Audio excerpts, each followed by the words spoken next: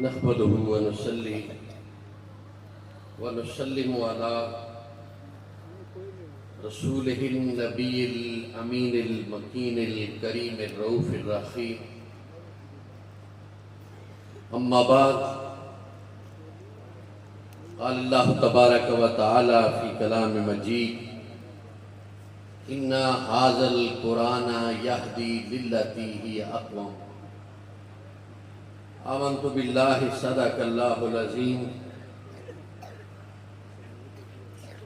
آج کی اس بابرکت روح پرور قرآن و عطرت مصطفیٰ صلی اللہ علیہ وسلم کانفرنس کے انعقاد پہ حضرت پیر سید شاہ شہزاد ظفر جماعتی نوشائی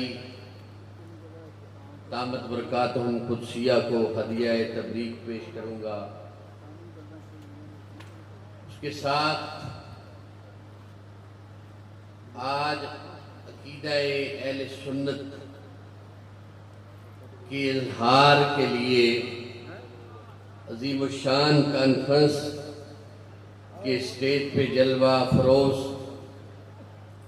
علماء کرام، مشائخ اعظام، ڈاکٹر صداقت علی فریدی صاحب اور دیگر مہمانان گرامی، ڈاکٹر وجہ اللہ قادری صاحب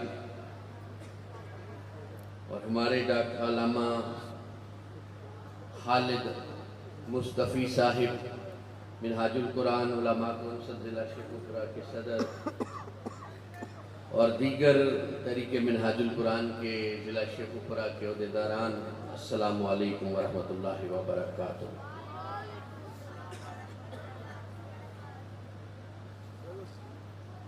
وقت تو اتنا نہیں کہ تفصیل کے ساتھ کسی موضوع پہ بات کی جائے، لیکن جو آپ کا ذوق ہے اور آپ کا جو رسپانس ہے وہ یہ بتا رہا ہے کہ ابھی آپ سننا چاہتے ہیں.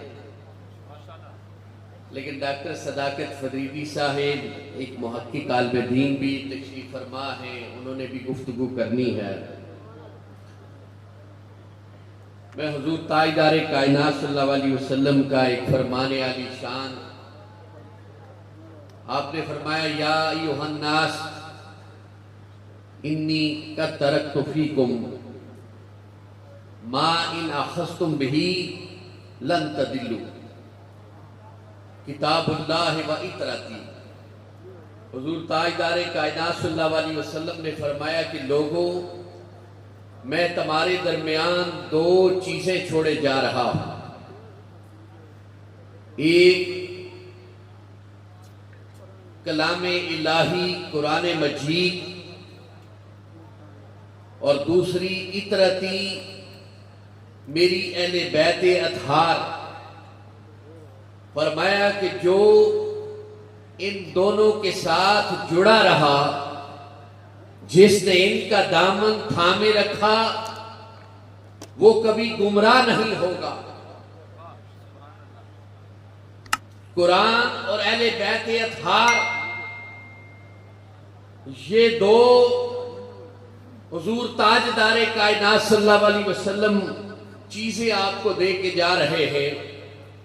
اور آج کی یہ کانفرنس جو قرآن اور عطرت مصطفیٰ پہ عقیدے کے اظہار کی کانفرنس ہے، جس میں آل رسول کے شہزادوں نے اور علماء کرام نے جس خوبصورتی کے ساتھ عقیدے کو بیان کیا، تو حضور تاجدار کائنات صلی اللہ علیہ وسلم کہ فیض نبوت کے دو چشمے ہیں، ایک ظاہری علم کا چشمہ اور دوسرا باطنی طریقت و روحانیت کا چشمہ.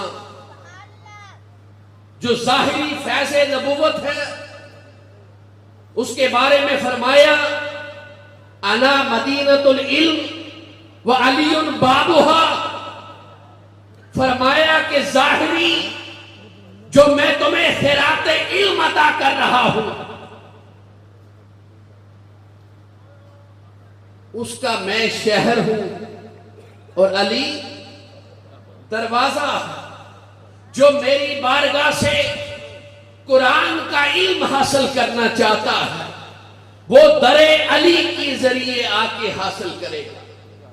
جس کو علی کے در کی خیرات نہیں ملے گی اس کے لیے قرآن کبھی نفع بخش نہیں ہو سکتا۔ قرآن کبھی اسے علم کی خیرات نہیں دے سکتا۔ رحمانی علم حاصل کرنے کے لیے علی کا غلام بننا پڑتا ہے۔ یہ ظاہری جتنے علوم ہیں، وہ تفسیر کا علم ہو، حدیث کا علم ہو، وہ فقہ کا علم ہو، وہ دنیا کے جتنے فنون ہیں، وہ سارے کے سارے در علی سے ملتے ہیں۔ اگر کسی کو حضرت علی کرم اللہ وجہ الکریم کے در کی خیرات نصیب نہ ہو تو اسے وہ قرآنی علم اور وہ فنون جو دنیا پہ ہم دیکھتے ہیں وہ اس طرح نہیں ملتے جس طرح ملنے کا حق ہوتا ہے۔ ایسے تو شیطان کے پاس بھی نہیں۔ تو آج کے اس دور میں عقیدے کو بچانا یہ ایک بہت بڑا چیلنج ہے، اور قرآن مجید کا فہم، قرآن مجید کے علم کا حصول اور قرآن مجید کے مفاہیم کی خیرات غلامی علی سے ملتی ہے۔ اور آج یہاں پہ چھوٹے چھوٹے بچے حیدر جو پکار رہے ہیں، یہ عقیدے کی پختگی ہے۔ یہ اپنے آپ کو ریفریش کرتے ہیں، اپنے روح کو، اپنے علم کو، اپنے ظاہر و باطن کو تر و تازہ کرتے ہیں، اپنے ٹوٹے ہوئے تعلق اور نسبت کو پھر دوبارہ حضرت علی کرم اللہ وجہ الکریم سے جوڑتے ہیں۔ اور اسی طرح باطنی علم، اگر کوئی کہے کہ میرے مرید ہیں، وہ کسی کو پگڑیاں پہنا کے، پیلی جوتیاں پہنا کے اور ایک خاص رنگ دے کے، ایک خاص نشان ان کے چہروں پہ کھرچ کے لگا دے اور کہے کہ یہ میرے مرید ہیں، تو ارادت ایسے نہیں مل جاتی۔ حضور تاجدار کائنات فرماتے ہیں من کنت مولا فہذا علی المولا، جس کا میں مولا ہوں اس کا علی مولا ہے۔ اور ولایت یہ کوئی میرا اور آپ کا نظریہ یا فکر اور عقیدہ نہیں ہے، یہ حضور تاجدار کائنات کا فرمان ہے۔ خلافت کی جب تقسیم ہو رہی تھی تو صحابہ کرام کی مشاورت ہوئی، شورا صحابہ پہ مشتمل تھی، لیکن جب ولایت کی تقسیم ہو رہی تھی تو رب کائنات اپنے مصطفیٰ سے مشاورت کر رہا تھا کہ میرے مصطفیٰ، آپ کے صحابہ میں سے ولایت کس کو عطا کرنی ہے؟ تو وہ فرمان مصطفیٰ کے ذریعے تاجدار کائنات نے فرما دیا کہ میری ولایت کا جو فیضان ہے، میری ولایت کا جو وراثت ہے، وہ حضرت علی کرم اللہ وجہ الکریم کے پاس ہے، اور میرے نائب ولایت کے اندر، میرے خلیفہ ولایت میں حضرت علی کرم اللہ وجہ الکریم ہوں گے۔ آج ہمیں بتایا جاتا ہے کہ کس کا عقیدہ کیا تھا؟ کیا تم فرمان رسول کا انکار کرتے ہو؟ کسی کے قول کا انکار کیا جا سکتا ہے، لیکن فرمان رسول کا انکار کرنا کہاں پہنچا دیتا ہے؟ ہم کسی پہ کوئی فتویٰ نہیں لگانا چاہتے، ہم صرف اپنا عقیدے جو عقیدہ ہے اس کا اظہار کرنا چاہتے ہیں۔ ہم تو اللہ اور اس کے رسول کے فرمان کے تابع ہیں، ہم کیسے فرمان رسول کو چھوڑ سکتے ہیں؟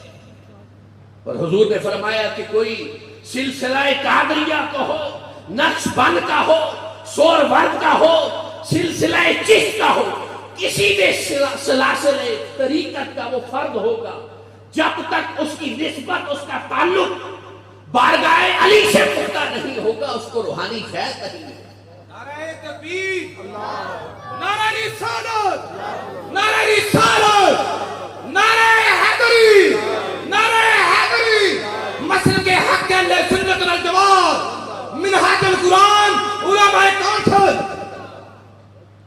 اور اسی لیے حضور تاجدار کائنات صلی اللہ علیہ وسلم نے فرمایا من احب علیا فقد احبنی ومن احبنی فقد احب اللہ، جو میرے علی سے محبت کرتا ہے فقد احبنی، گویا کہ وہ مجھ سے محبت کرتا ہے، ومن احبنی فقد احب اللہ، جو مجھ سے محبت کرتا ہے گویا کہ میرے اللہ سے محبت کرتا ہے، میرے رب سے محبت کرتا ہے۔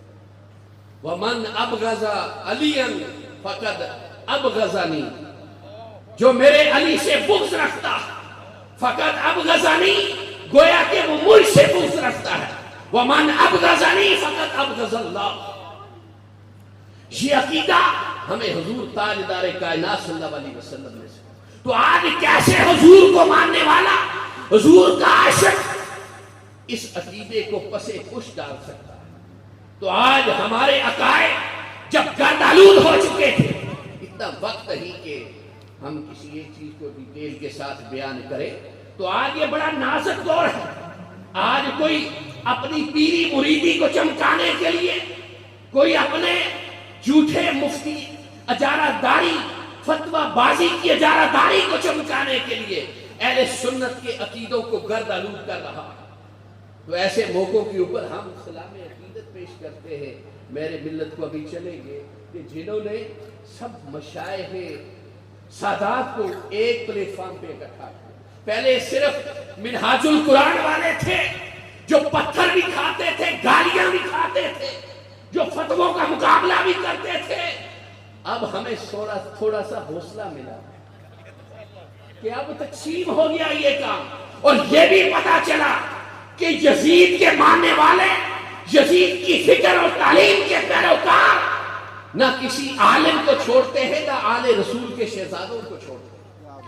یہ بدبخت ننگے ہو گئے، ان کی اصلیت واضح ہو گئی کہ یہ علمی اختلاف کرنے والے نہیں، یہ عقیدے کی بنیاد پہ تقسیم ہونے والے نہیں، یہ اپنے باپ یزید کی فکر کے پیروکار ہیں۔ انہوں نے جھوٹا اہل سنت کا لبادہ اوڑھا ہوا تھا اور اس امت مصطفیٰ کو گمراہ کر کے۔ تو اللہ کا شکر ہے کہ شیخ الاسلام جو اس صدی کے مجدد ہیں، انہوں نے ان کا ناطقہ بند کرنے کے لیے ان کے بزرگ اور ان کے بانی، ان کے فکر کے پیشوا یزید کو بھی ننگا کیا اور ان کو بھی ننگا کیا۔ یہ القول المتین فی امر یزید اللعین جو آپ نے لکھی، یہ کیوں لکھی گئی؟ عقیدے کے دفاع کے لیے۔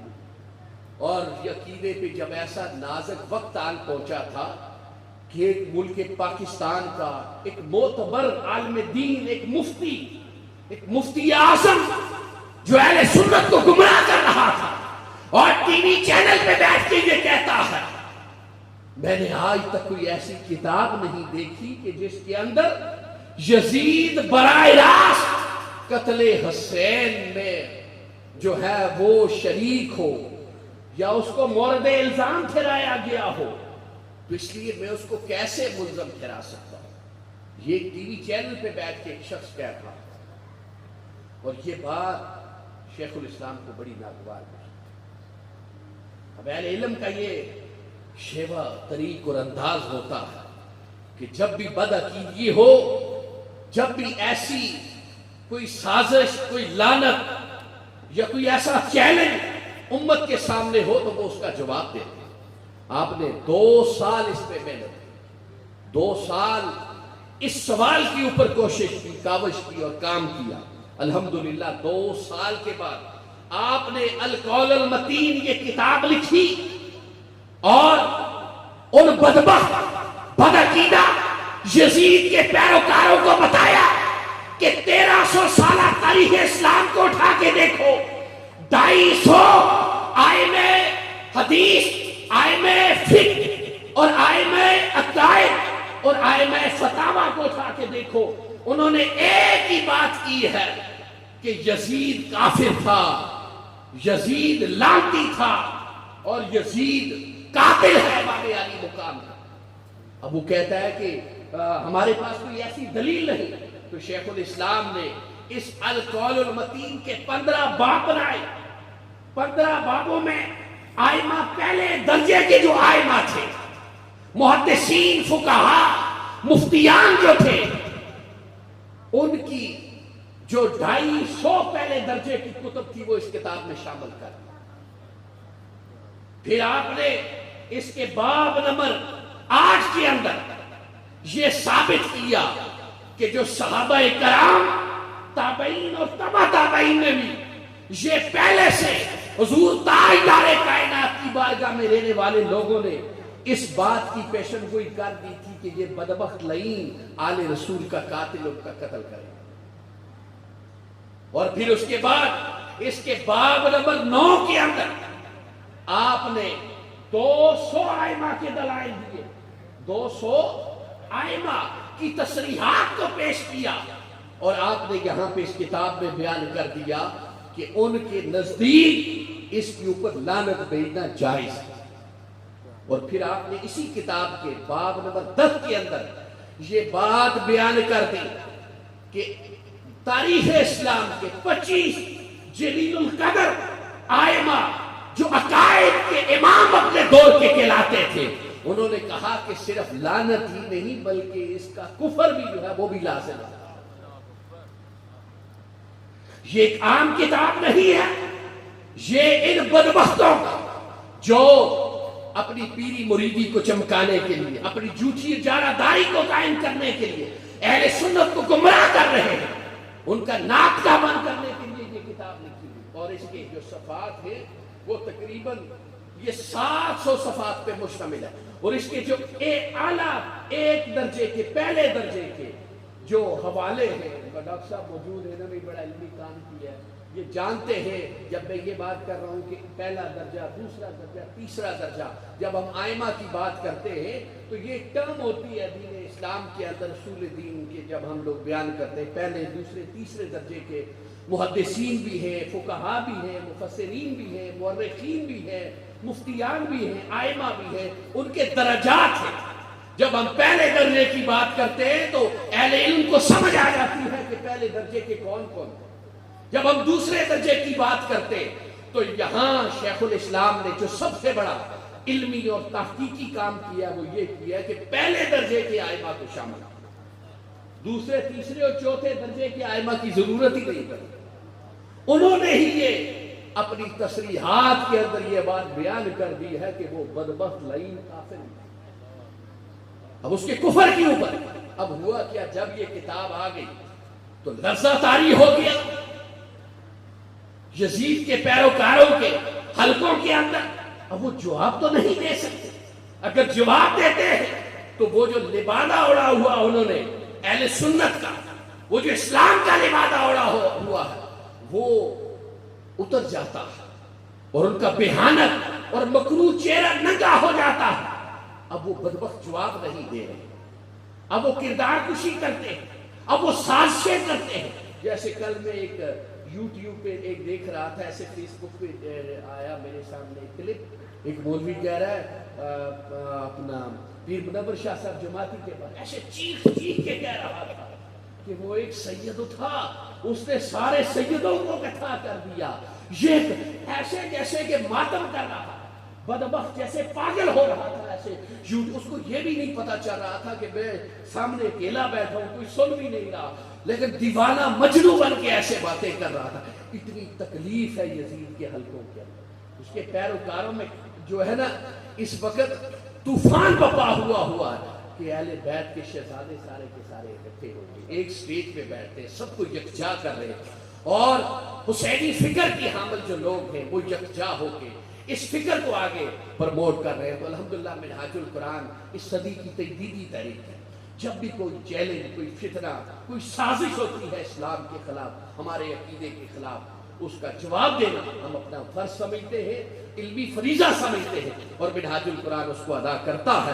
منہاج القرآن کا ہر کارکن اپنے دین کا، اپنے عقیدے کا محافظ ہے، اور قبلہ شاہ صاحب بھی ماشاءاللہ منہاج القرآن پہ شفقت اور سرپرستی فرماتے ہیں۔ ابھی مرکز میں بھی تشریف لے کے گئے ہمارے سالانہ پروگرام کے اوپر، صاحبزادے بھی، ان کی بیٹیاں ماشاءاللہ، سارے یہ وہ لوگ ہیں کہ جو صحیح سچا عقیدہ ہے، جو حسینی عقیدہ ہے، اس کو پڑھ رہے ہیں۔ اور یہ بچے، یہ سارے کے سارے، یہ انشاءاللہ العزیز اہل بیت کی جو فکر اور تعلیم ہے نظام المدارس کے ذریعے، یہ بچے بھی وہی پڑھیں گے اور یہ حسینی بنیں گے، کریا کریا حسینی فکر کو پہنچائیں گے، تب جا کے ہم یزیدیت سے بچ سکتے ہیں۔ ابھی ایک کہہ رہے تھے ہم مولائی ہیں، تو میں اس دن ایک بات سن رہا تھا، شیخ الاسلام نے فرمایا قطعاً ہم مولائی نہیں، اور یہ ہماری ٹرم نہیں ہے اہل سنت، ہم حسینی ہیں۔ ہم کیا ہے؟ حسینی ہیں۔ یہ ہمارے ہاں کتب ہماری اہل سنت میں کہیں بھی استعمال نہیں ہوا کہ ہم مولائی ہیں، ہم کیا ہے؟ حسینی ہیں۔ ہم علی کو ماننے والے ہیں، درجنوں اس کی طرف اہل بیت کے محبین ہیں، وہ بھی ہماری اصطلاحات استعمال ہوتی ہے۔ لیکن ایک بات یاد رکھیں کہ شکر ہے کہ یہ سادات، ابھی میں دیکھ رہا تھا کہ حویلیاں سے قبلہ محدث ہزاروی کی شہزادے، دیکھیں ایک سے پڑھ کے ایک عالم، اعلیٰ درجے کے عالم ہیں۔ اسی طرح ہم یہ چاہتے ہیں کہ نظام المدارس کے ذریعے مشائخ کے آستانوں پہ اتنے عظیم الشان ادارے ہوں کہ ان کے مریدوں کے بچے، ان کے علاقے کے بچے یہ پڑھیں، اور یہ بھی اسی طرح اپنے وقت کے امام بنے، مفسر بنے، محدث بنے، فقیہ بنے، اور ان بدبختوں کی سازشوں کا اور ان کے جو مکروہ الزامات ہیں ان کا وہ جواب دینے کے قابل ہو سکے، اور انشاءاللہ منہاج القرآن اور نظام المدارس کی خدمت کے لیے ہمیشہ ہر وقت حاضر ہے۔ وآخر دعوانا الحمدللہ۔